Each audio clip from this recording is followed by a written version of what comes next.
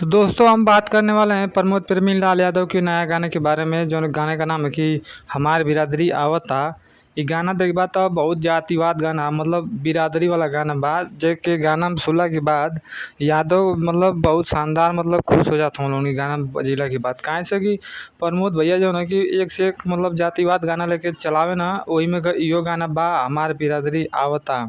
अब इनकर बिरादरी कहाँ आवत है तो हम ना जानते, लेकिन गाना सुनबा तो कुछ ठीक ठाक लगत बा।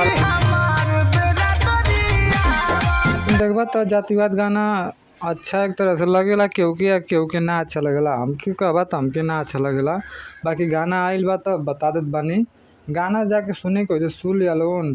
प्रमोदे भैया के चैनल में बा, प्रमोद इंटरटेनमेंट प्रेमी इंटरटेनमेंट हो।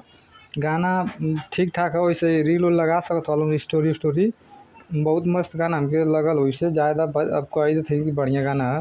बाकी स्टोरी रील बना सकत हो, एक खातिर बहुत अच्छा है ये। ठीक है।